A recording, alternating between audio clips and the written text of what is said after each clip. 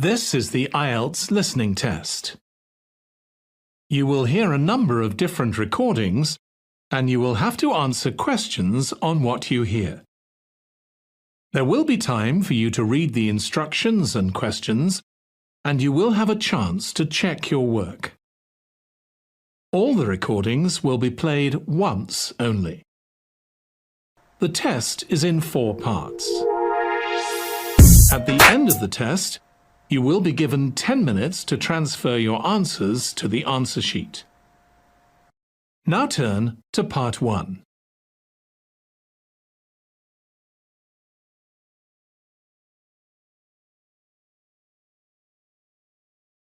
You'll hear a conversation between Alan and Gianna, the office counsellor of a company. First, you have some time to read questions 1 to 6.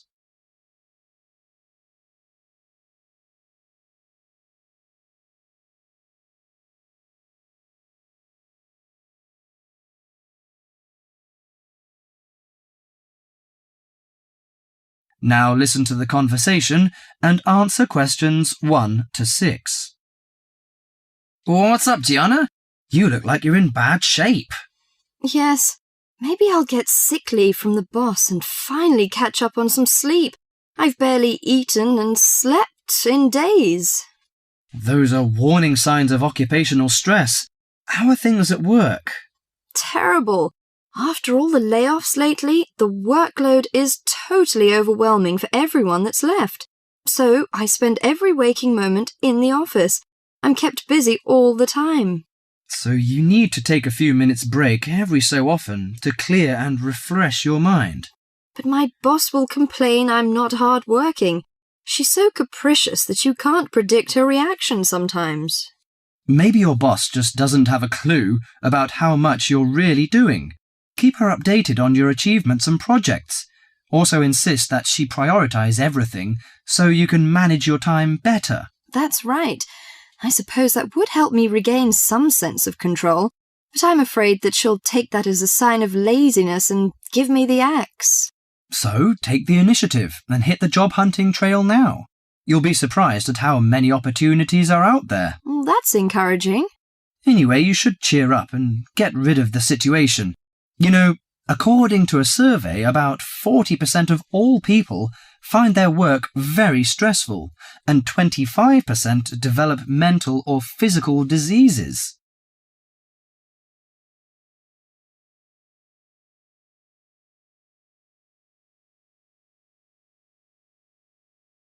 Before you hear the rest of the conversation, you have some time to look at questions 7 to 10.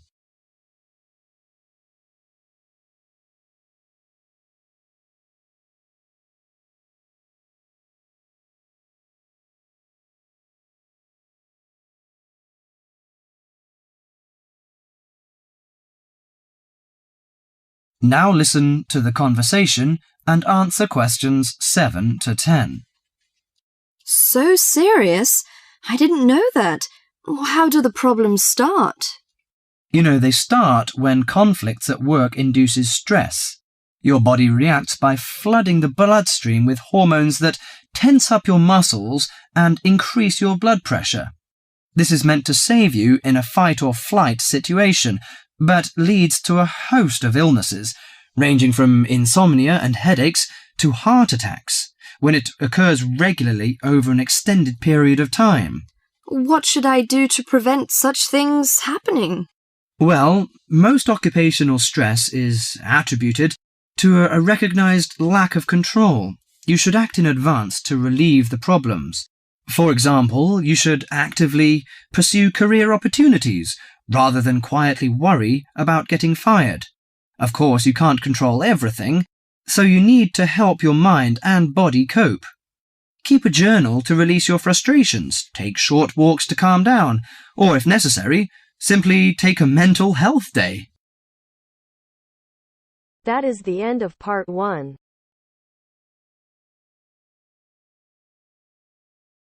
You now have half a minute to check your answers.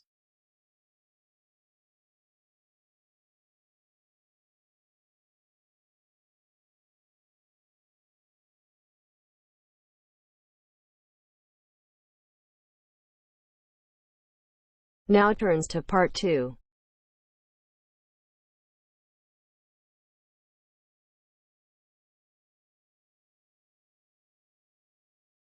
You'll hear an introduction about ancient architectures. First, you have some time to look at questions 11 to 20.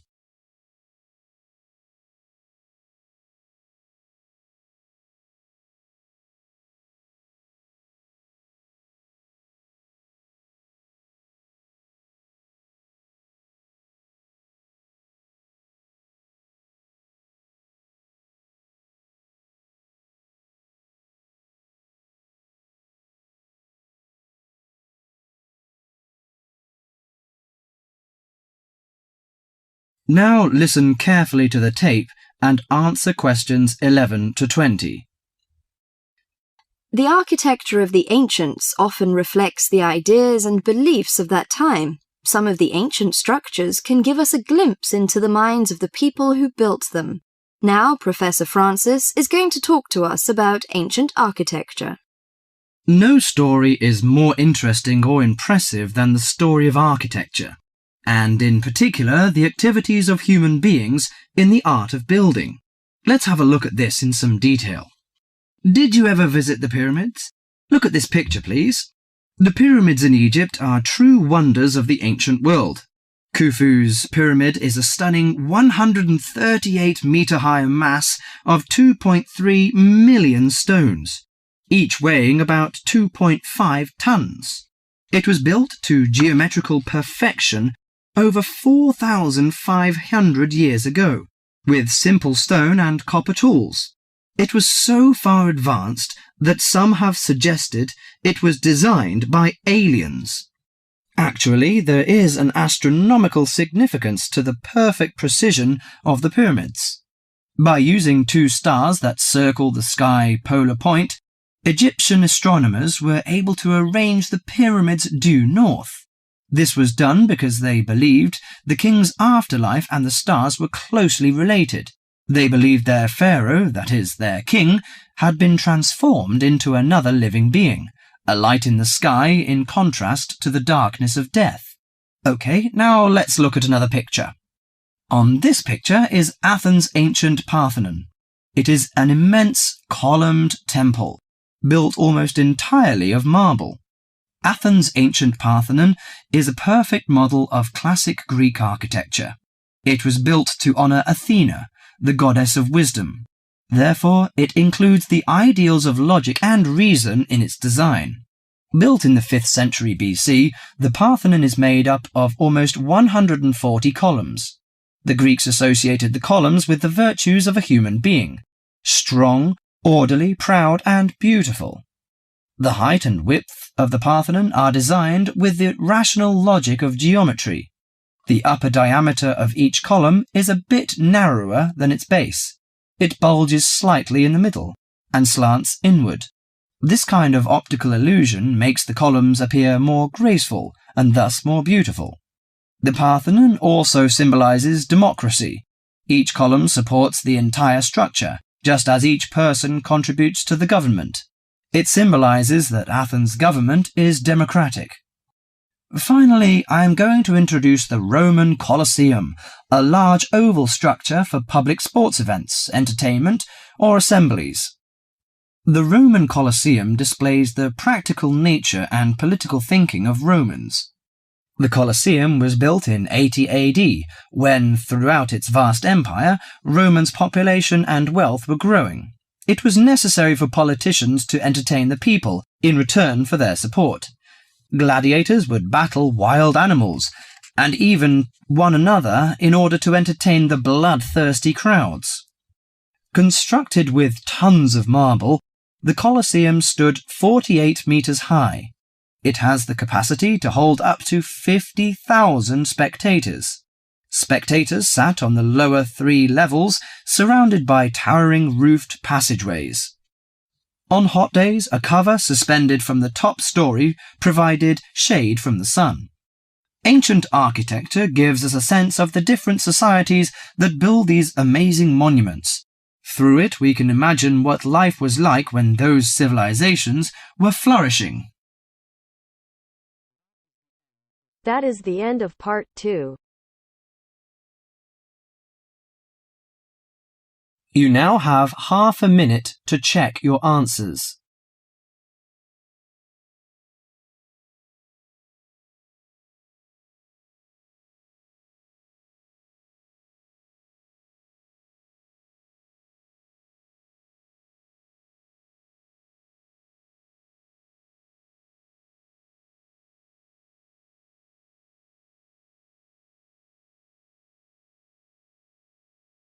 Now turns to part 3. Part 3. Listen carefully and answer questions 21 to 25.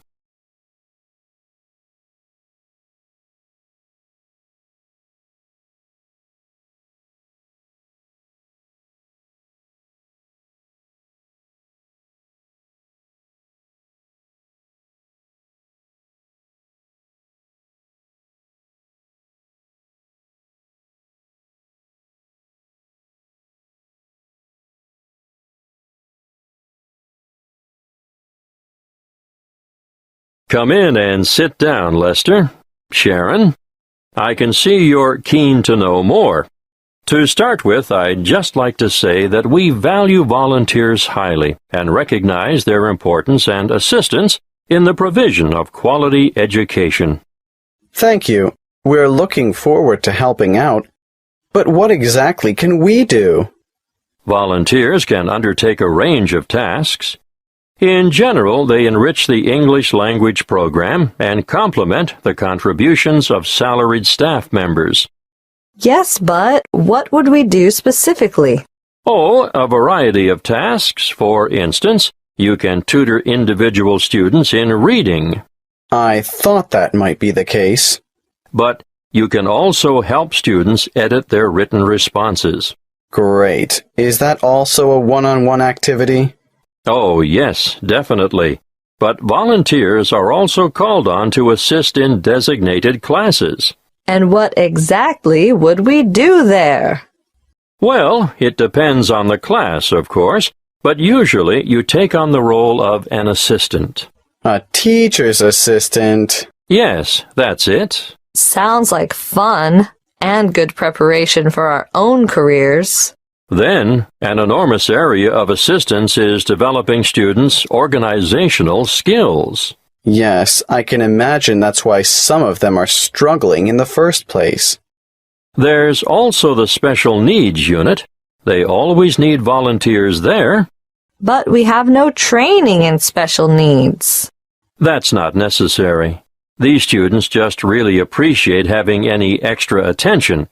Sometimes help with the simplest things, like holding a pen correctly. Well, that's something all able-bodied students should learn. I've noticed some of the strangest pen grips amongst my peers, and I'm sure they must end up with sore hand or shoulder muscles at the end of the day. Yes, I'm sure you're right. The other task I'd like you two to help out with is encouraging and improving the students' work ethic. Oh, I can't imagine that'll be easy. No, but it is important, and I can give you some training in that field. That'll be good. I should also point out that you'll be working alongside quality teachers at times who are not only caring role models, but excellent motivators. Well, we should learn a lot from them. Yes, the teachers you'll be assigned to are innovative and very responsive to the different needs of individual students. If that's true, they must be adept at a variety of teaching styles. Quite right. You know, part of my mission is to forge close partnerships between experienced teachers and trainees like yourselves. As far as I can see, everyone has something to gain from the exchange of information and skills, not just the students you're helping. Before you hear the rest of the conversation, you have some time to look at questions 26 to 30.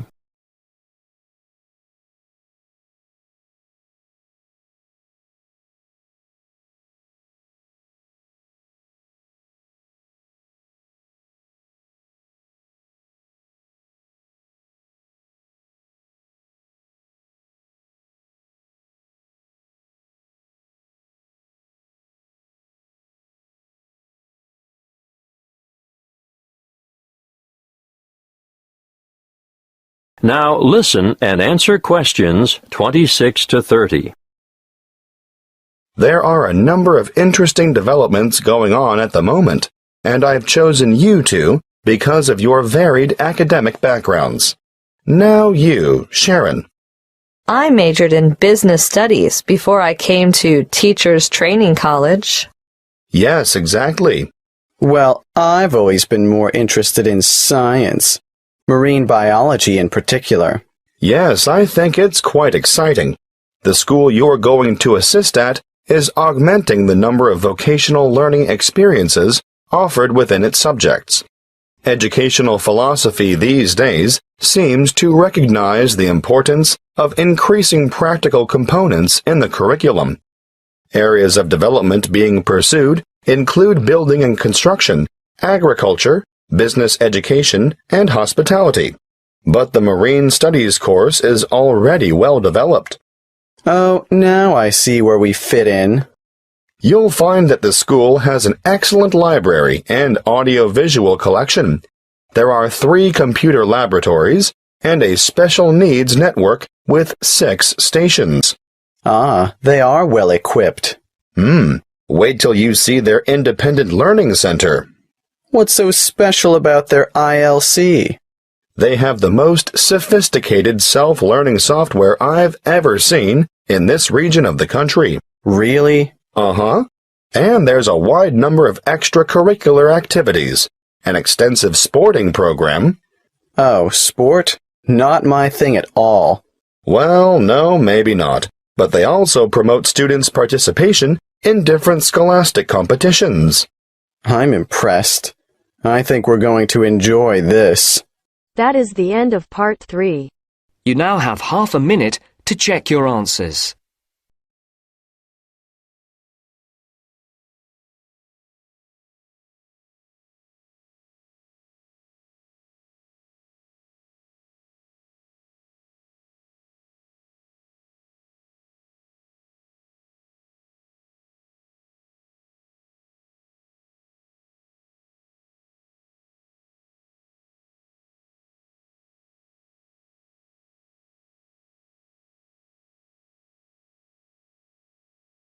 Now turns to part 4. Part 4. Listen carefully and answer questions 31 to 40.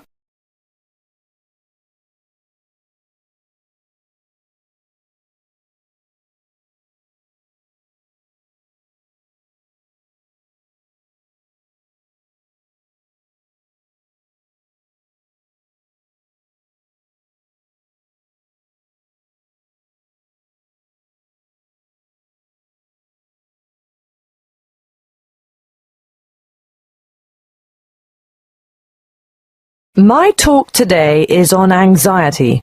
Anxiety is something you've all experienced at some time in your life, so you'll know that it's an emotional condition in which feelings of dread, fear, and mental agitation predominate. However, what we call an anxiety state or anxiety neurosis or phobic state, they all mean the same thing, is characterized by anxiety reactions far greater than those normally expected for the circumstances, and these reactions may be severe and prolonged.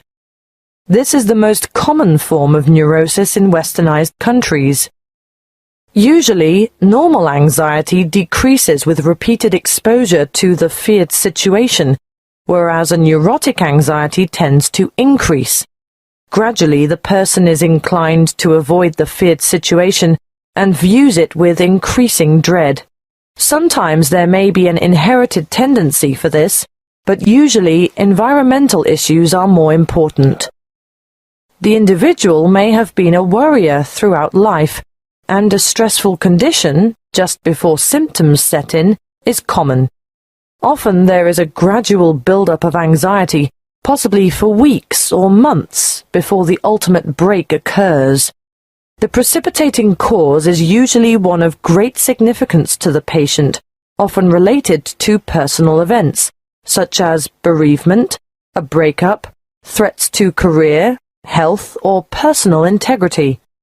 Of certain situations, It's not uncommon to have one or more of these present at the same time.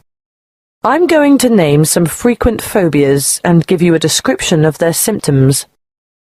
Let's start with agoraphobia, which is when the person has an intense anxiety about venturing outside the safety of the normal home surroundings. It may be impossible for this person to ever go out alone. Their fear of public or open spaces is completely irrational, and they often end up leading very secluded lives.